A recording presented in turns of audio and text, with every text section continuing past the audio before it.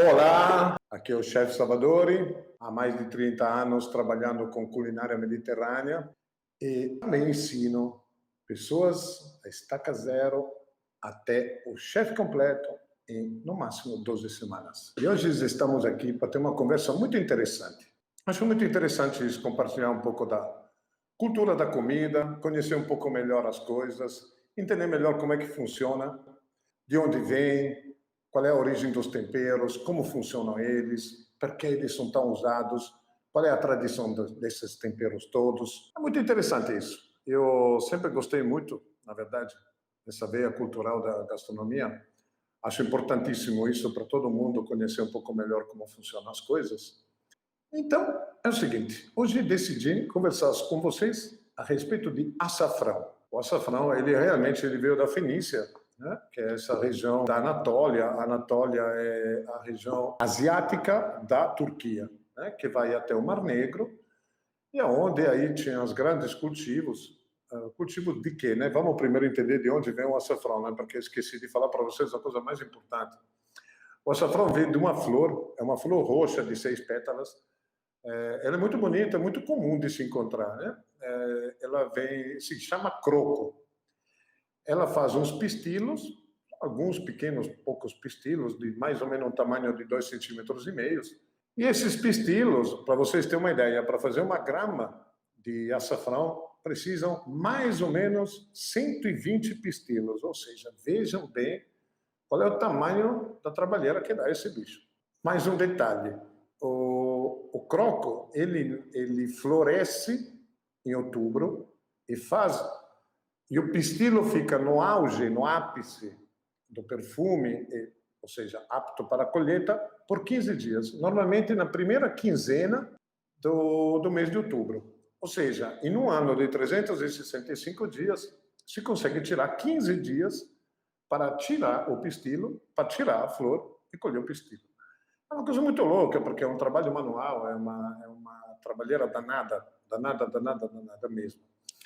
E ele tem uma história muito louca sobre isso, né? Porque o açafrão, na verdade, antigamente se usava como pigmento para tingimento. Os mantos dos sacerdotes, os mantos das esposas dos grandes poderosos da antiga Roma e da antiga Grécia, eles eram tingidos justamente com açafrão. O açafrão é um pó extremamente corante. Se você pega um pistilo e começa a esfregar entre os dedos, é impressionante, ele deixa os dedos amarelo escuro, se deixa um amarelo ocre, e para tirar ele, demora. Você vai ter que ficar embaixo d'água fria, esfregando, até ele uma hora sair. Porque realmente ele tem uma cor com uma pigmentação muito intensa, muito forte, e realmente se usava para tingimento de tecidos, na verdade, das sedas que se importavam da China, que os navegadores traziam, aquelas grandes toneladas de seda que vinham da China para a Europa. Eles se preparavam esses mantos, essas roupas, esses vestiários, que principalmente eram usados em dia de exposição, principalmente em cerimônias religiosas, principalmente. Digamos que assim, da Ásia, quando ele chegou, ele veio justamente da Ásia Menor, né, que é aquela parte da Ásia que está praticamente fronteira com a Europa. E ele se estendeu, por causa do mar Mediterrâneo, se estendeu para todo o litoral da África do Norte, ou seja, Tunísia, Israel, Marrocos, Líbia, Síria. Todos esses países tiveram essa influência e é onde, obviamente, eles começaram a plantar, porque o croco é uma flor com um bulbo muito simples de transplantar, se tem as condições climáticas corretas, né? É muito interessante isso, porque realmente isso criou uma vasta exportação desse tempero. Se transformou num dos temperos mais espetaculares do mundo. Até hoje, ele é um dos temperos mais cobiçados do planeta, porque ele diluído na água, transforma a culinária numa cor amarela ou dourada, porque como pigmento é uma coisa incrível. E principalmente se usou para pinturas, coisas do gênero. Para vocês terem uma ideia, em Santorini e em Mykonos existem pinturas coloridas, porque na Grécia, além de se fazer esculturas e se pintar preto e branco, eles também, em alguns lugares da Grécia, se pintava colorido. Então, em Santorini, em Mykonos, existem inúmeras pinturas onde tem essa cor interessantíssima. Eu, inclusive, tive a sorte de poder ver isso pessoalmente. E realmente, se eu penso na cor do açafrão hoje, como ela é, e na cor como ela se usava na pintura, realmente é uma coisa muito interessante, porque é exatamente aquilo. Então, ele se transformou em pigmento para pintar. E realmente foi muito interessante isso, porque isso se expandiu a nível artístico por todas as regiões limítrofes do mar Mediterrâneo. Os árabes, na verdade, se diz que os árabes no século VII, ou seja, no ano 800, começaram a introduzir esse tempero na Europa.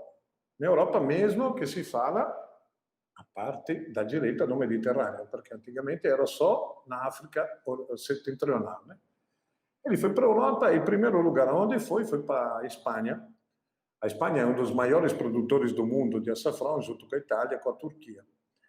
Por que ele se expandiu para lá? Porque as colonizações árabes, em primeiro lugar, onde foram para a Espanha, né? E até hoje o cultivo do açafrão é extremamente em larga escala, ele é difundido. Né? Por quê? Porque principalmente no sul da Espanha tem um clima totalmente favorável para isso, favorável, porque a Espanha e a África são divididas pelo Canal de Gibraltar, que é uma tirinha de terra cortada, então praticamente o clima é o mesmo. Para você ter uma ideia, na África, quando vem aquele vento do norte da África, traz aquela areia que vem dos desertos do norte da África e vai direto para as cidades espanholas que se encontram no sul da Espanha. Então, realmente, isso foi motivo de colonização. Os árabes introduziram esse tempero na Espanha. E não é à toa, né? Não é à toa que, obviamente, tem pratos que são marcantes.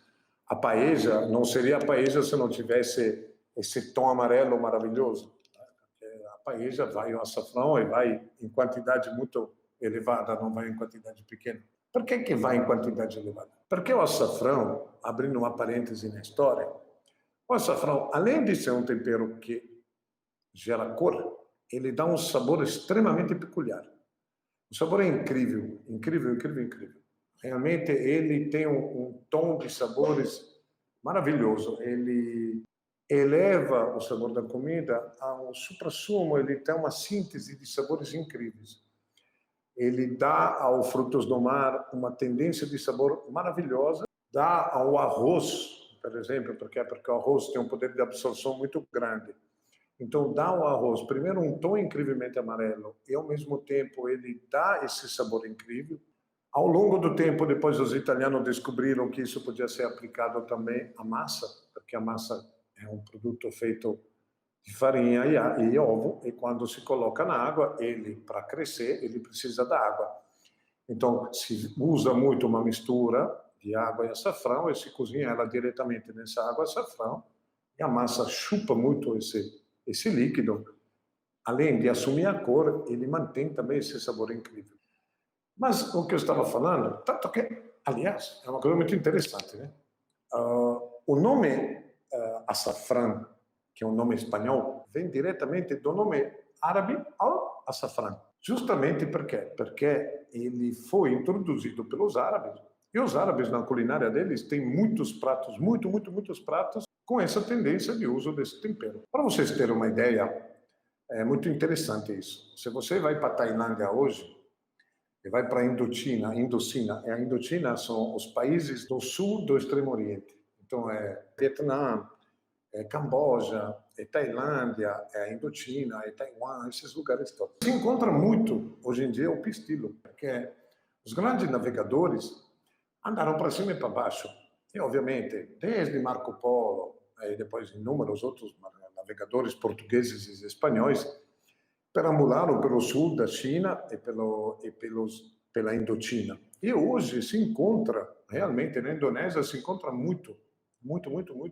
se encontra muito açafrão. Na Tailândia se encontra em quantidade grande, se compra e ainda não tem esse valor astronômico igual tem na Europa, porque ele também não tem essa classificação tão especial, tem que se usar um pouco mais de quantidade para dar o mesmo sabor e a mesma coloração. Digamos que hoje o açafrão em si, os melhores açafrãos hoje são os turcos, os italianos e os espanhóis. Sempre se conta que é melhor usar ele em pistilo, porque ovviamente quando ele se moe é muito fácil se colocar algo misturando que possa gerar a mesma cor e que gere peso ao quantitativo grande de colheita. Uma vez moído, ninguém pode identificar se foi falsificado ou não.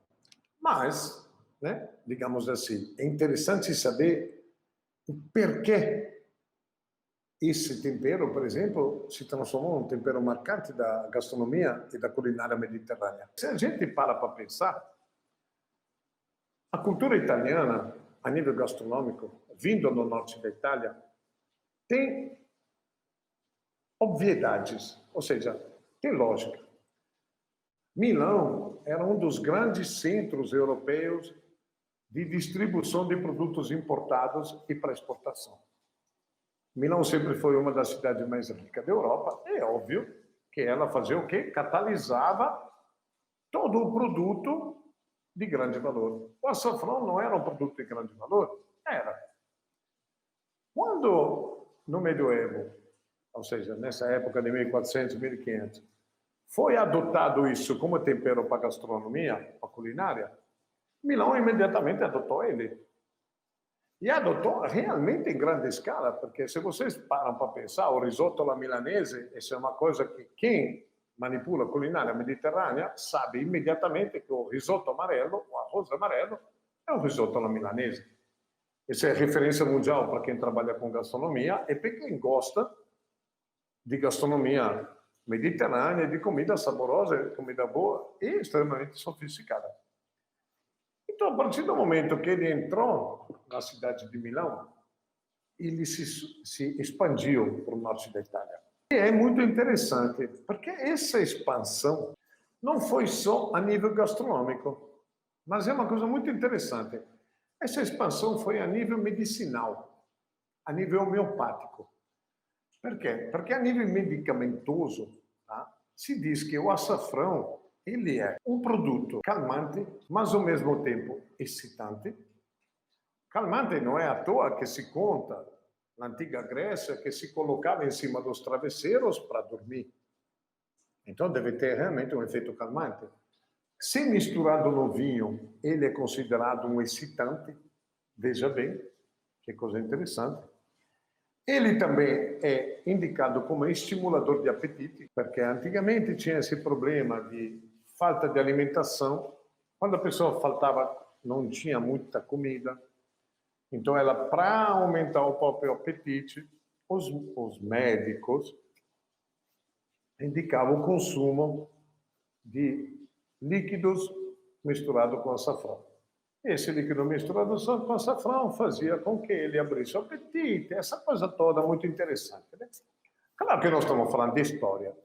Então, história é relato por escrito, nada comprovado, mas as farmácias de manipulação, até hoje, comprovam que isso realmente tem fundamento. Mas assim, ó, por exemplo, até hoje, é muito interessante, até hoje, ele é usado na indústria cosmética, porque ele se usa como óleo, ele é um óleo benéfico, que se usa na pele, ele se usa como creme, ele se usa como, eu não sei como se fala em português, mas é quando uma pessoa quer dar cor na pele, então se faz esses creme misturado com esse pigmento, e desde antigamente, quando se dizia que quando se tinha doenças da pele, que a pele ficava com descolorimento e tudo mais, se passava esse creme e se dava uma cor dourada à pele, que dava o símbolo de saúde, essas coisas todas.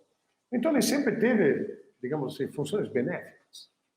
O açafrão é algo, realmente é ouro. O ouro, ele é amarelo. O amarelo, o sol é o benefício da vida. E dizem que tudo que é amarelo é o benefício da vida. É uma coisa que dá alegria, que dá felicidade, que abre o peito, que abre emoções. Mas é muito interessante porque quando ele entrou a fazer parte da economia doméstica, ou seja, do consumo do dia a dia a nível gastronômico. Isso se fala de muitos séculos atrás. Ele começou a se implantar, ele ficou se firmando como um tempero importante para a gastronomia nacional de alguns países. Na Espanha, no Marrocos, em Israel, na Líbia, na Síria, na Turquia, na Grécia, em escala menor, e principalmente na Itália. Isso veio se desenvolver de uma forma incrível. Para vocês terem uma ideia, na Itália existe torta de açafrão, que é fantástica. Existe o risoto allo zafferano, que é famosíssimo. Existem massas feitas com creme de leite de búfala, misturada com esse tempero, cozida no próprio creme de leite, que virou uma coisa inacreditável e fantástica. E assim por diante, tem inúmeros molhos criados por isso.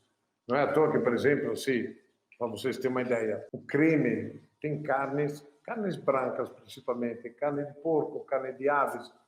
Se cria um creme feito com esse creme de leite, você mistura o pistilo do açafrão diluído na água, e você mistura no creme, e depois se criam cremes incríveis que se cobrem as carnes, ou se criam molhos para as carnes que são alucinantes. Assim, sabores fantásticos. São coisas que deixam as pessoas pensando assim, mas de onde vem isso? Porque realmente, eu vou dizer para vocês, eu mexo com gastronomia há mais de 30 anos. E um dos temperos que mais me fascina, absolutamente, é o açafrão. Ele me deixa assim, é inebriante, ele é envolvente, ele é cativante. Eu poderia dizer que é um tempero parecido com isso, que não é um tempero, na verdade, é um molho, é o pesto. O pesto é inebriante, ele tem aquele perfume que entra pelo nariz, que depois se transforma em sabor. É uma coisa incrível isso. Incrível. Para quem gosta de gastronomia, isso é sensacional. Quem gosta de culinária mediterrânea é viciado nisso. Eu sou viciado em pesto, sou viciado em açafrão, sou viciado em temperos marcantes que fazem com que você coma aquilo e fique gravado na sua cabeça. Eu digo para os meus alunos do meu curso, para eles explorarem esses temperos marcantes. Por quê? Porque, por exemplo, o açafrão é algo que não está ao alcance de todo mundo. Primeiro porque no Brasil se tem a convicção que o açafrão é a cúrcuma moída.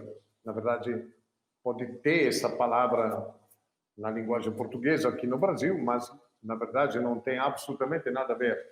Assim, é como dizer a letra A e a letra Z, porque o açafrão da terra é uma raiz, ele tem uma coloração muito intensa, tem um sabor, não é inebriante, é um pouco pesado, e ele se usa principalmente para dar coloração ao arroz, ou para dar coloração aos alimentos que se comem.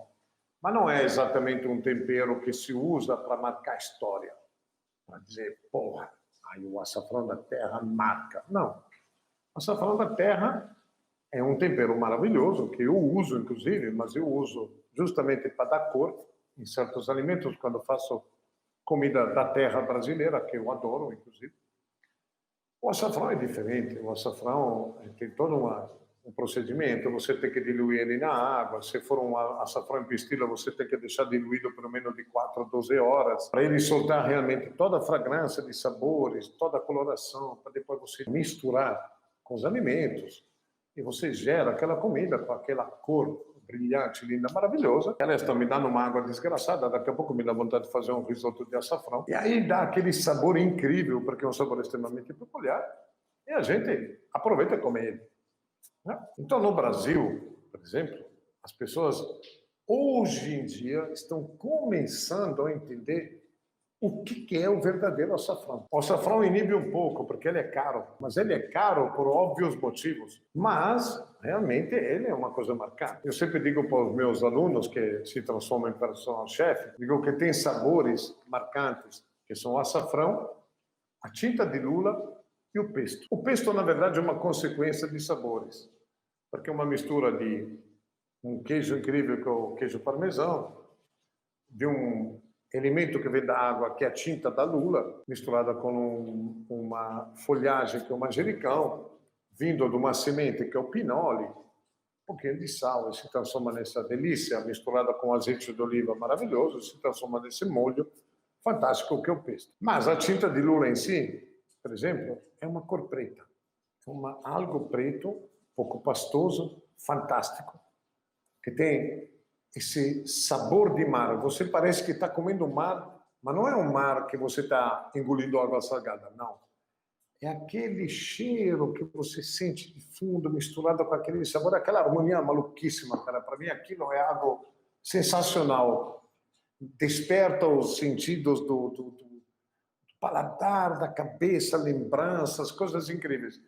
Tanto que não é à toa que eu tenho certeza que se um dia você prepara um prato com tinta de lula, a primeira vez a gente nunca esquece. Porque o resto da vida você irá se lembrar e dizer assim, me lembra aquele dia que eu preparei aquele prato. Pense num prato gostoso, um prato incrível. Por quê? Porque realmente é marcante. O açafrão é a mesma coisa. É algo incrível, incrível. Incrível mesmo. E ele é algo hoje determinante para a culinária, principalmente para a gastronomia mediterrânea. Porque, como eu disse antes, um risoto sem açafrão não é um risoto. Um arrosto feito com um creme de açafrão nunca será um arrosto se não for feito com açafrão. Você pode botar todos os corantes do mundo, mas sem aquela intensidade de sabor misturada com outros temperos, que pode ser o alecrim misturado com aquele alho assado, com aquela carne que está no ponto correto. Rapazes, aquilo não tem preço, cara. Porque realmente eu sou da teoria que a culinária mediterrânea é algo assim psicodélico de maravilhoso. Isso não tem preço. Então a gente consegue, às vezes, graças a um mínimo temperinho, transformar água em incrível. Quer ver uma coisa? Por exemplo, assim, a Letícia está dizendo que hoje aqui em casa é arroz com moela. Então, eu vou lhe dizer uma coisa. A moela, bem trabalhada, é uma das melhores iguarias do planeta. Se você prepara a moela com uma cebola refogada lentamente, com um alho refogado lentamente, e se você coloca um pouquinho de vinho tinto, de qualquer tipo, e refoga lentamente, aí deixa aquilo se reduzir, aí coloca a moela, e deixa a moela começar a se entortar, e deixa ela soltar aquele sabor, aí você salga, ela solta aquele líquido. Se você fizer isso numa panela de ferro, vai mexendo, e aí vai hidratando ela, ela começa a soltar aquele sabor. Aí você esfrega aquele fundo que se formou no fundo da panela de ferro. Aí depois você coloca arroz, aumenta a temperatura, mexe intensamente, aí depois coloca água. Aí você deixa aquele cozinhar e tampa. Eu lhe garanto que aquele seu arroz como ela é uma das maiores belezas do planeta para se comer. Porque realmente aquilo é inacreditável. Às vezes as pessoas pensam que porque só tem arroz e moela em casa, talvez elas não estão assim, comendo a melhor coisa do mundo. Errado. Porque tudo que a gente tem em casa, se bem elaborado, se transforma em uma coisa fantástica. O açafrão, por exemplo, se eu tivesse um açafrão agora, eu faria o quê? Diluiria ele, colocaria junto com esse fundo de cebola e alho, com aquele sabor de moela, e quando colocaria o arroz, eu colocaria o açafrão. Ficaria algo inacreditável. Porque é assim que a gente come. A gente tem que descobrir o que a gente tem e se transformar aquilo em algo mirabolante de bom. A comida popular mundial, não só brasileira, não só italiana, não só mediterrânea, mas a comida do mundo, ela é feita por ingredientes básicos da terra. E normalmente os ingredientes que ninguém quer. Vocês sabem qual é a origem da paella? Antigamente, os restaurantes, como é que nem hoje, serviam assim, camarão, polvo, peixe, isso, aquilo outro, todas essas iguarias maravilhosas. E muitas vezes voltava, como sempre, a comida mediterrânea foi fartura, muitas vezes voltava um pedaço de lagosta, voltava camarões, voltava isso, voltava aquilo outro. Aí você o que fazia? Os garçons e os funcionários da cozinha começavam a separar as coisas gostosas. Tá. Separavam. E aí faziam o quê?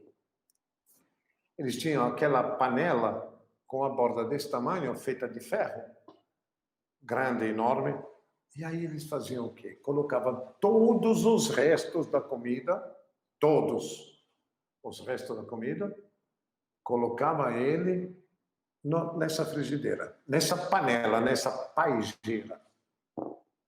Colocava aquele azeite de oliva maravilhoso que nasce na Espanha, que nasce no Mediterrâneo em geral.